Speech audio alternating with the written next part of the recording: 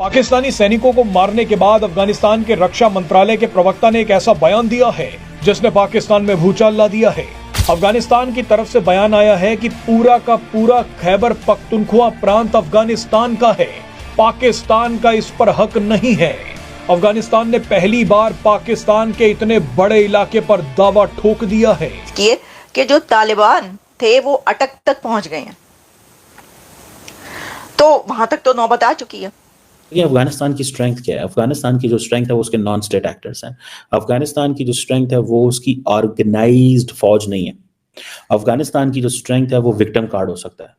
अफगानिस्तान की strength TTP हो सकती है, इवन कि अलकायदा हो सकती है। सर, सूरत हाल के बाद के जब अफगान वॉर चल रही थी और उसके बाद भी पाकिस्तान ने अफगानिस्तान को बहुत सपोर्ट किया है, तो क्या अफगानिस्तान पर किसी बैरूनी मुल्क का तो दबाव नहीं है जो कि पाकिस्तान का दुश्मन है?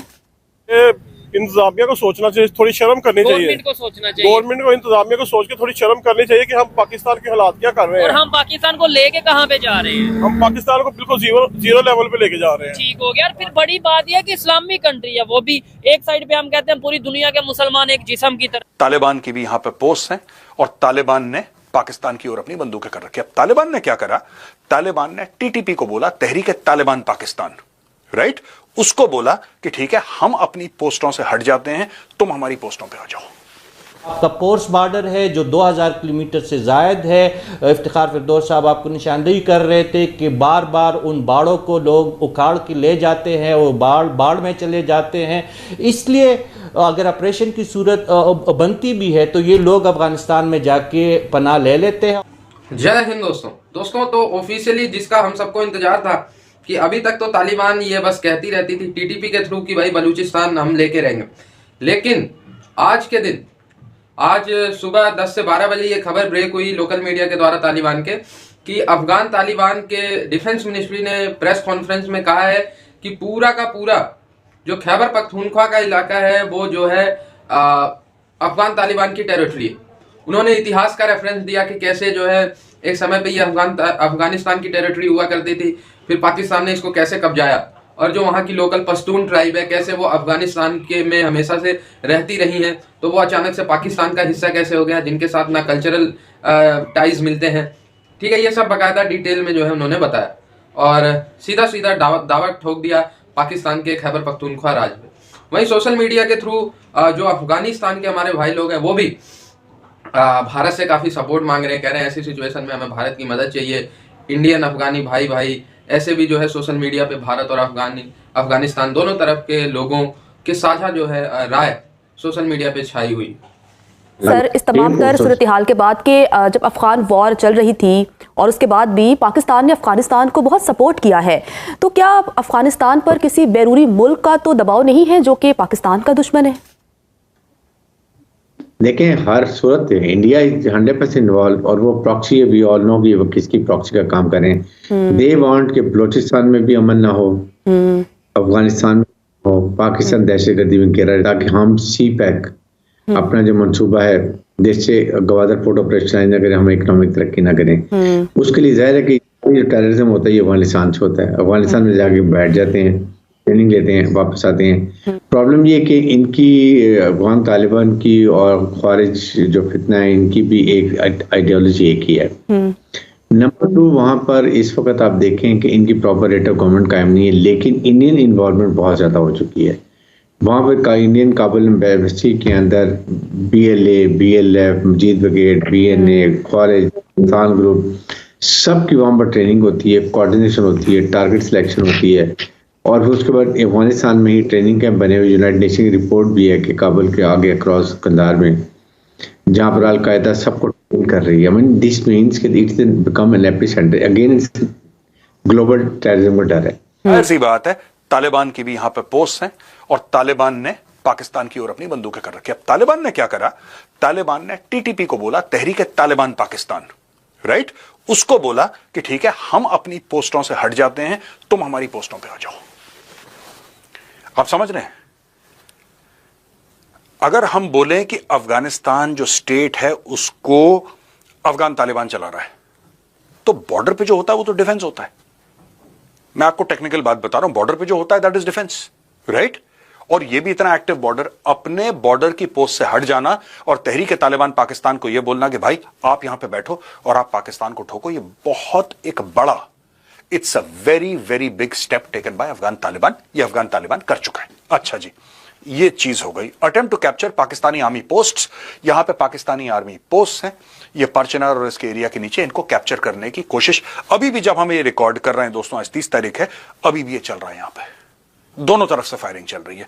ये दूसरी बात आप समझ लीजिए। तीसरी चीज, ऑटोमेटिक फायर ऑल नाइट, और तालिबान ने अपनी आर्टलरी एक्टिवेट कर दी और कहते हैं कि ये आर्टलरी के कुछ पीसेस थे जो अमेरिकन छोड़कर गए थे। हमने पिछले वाले अपने टीसीडी में, चाणक्य डायलॉग्स में ये डिस्कस करा था कि अमेरिकन क्या क्या हथियार छोड़कर गए थे अरबों डॉलर के, वो भी जो आर्टलरी है वो भी एक्टिवेट कर दी है। यानी कि पाकिस्तान के अंदर 20-30 किलोमीटर की फायरिंग अफगान तालिबान कर सकता है। अच्छा दोस्तों, ये तो हो गया पूरा खेल। यहां पे जो पूरी बिसात है ये लगी पड़ी है ना, यहां पे किस तरीके से कौन क्या कर रहा है। ये पोस्टों पे आ गए हैं, वो फायरिंग कर रहे हैं, कैप्चर करने का कि हम तुम्हारा इलाका कैप्चर कर लेंगे। ये सब ग्रेटर पश्तूनिस्तान के जो हवाले से मैंने बात बताई थी वो भी आपको याद होगी, तो उस चीज को मैं रिपीट नहीं करूंगा। लेकिन एक और बात है जो आपको जानने की जरूरत है। यहां पे दोस्तों स्टोरी ये चल रही है कि तहरीक तालिबान पाकिस्तान, इसका लीडर है नूर वली महसूद। इसके पुराने लीडर्स को मार दिया था यूएस ने ड्रोन स्ट्राइक से वगैरह वगैरह, और इसको अबू मंसूर आसिम भी कहते हैं। इसके पास तकरीबन 60,000 फाइटर्स हैं, डायरेक्टली या इनडायरेक्टली। तो वो टेक ओवर नहीं होता, वो भी तो एक तरह कैसे टेक ओवर ही होता है कि उनके साथ ऑपरेशंस हो रही हैं, जंगे हो रही हैं। भाई जंग हो रही है, ये इसको क्या कहते हैं? मैं तो इसको इस तरीके से देखती हूँ, प्रैक्टिकल लेवल पर, ठीक है, क्योंकि मैं कोई वो तो हूं नहीं जंग की एक्सपर्ट या इसकी इन कामों की जो मैं आपको बता सकूं।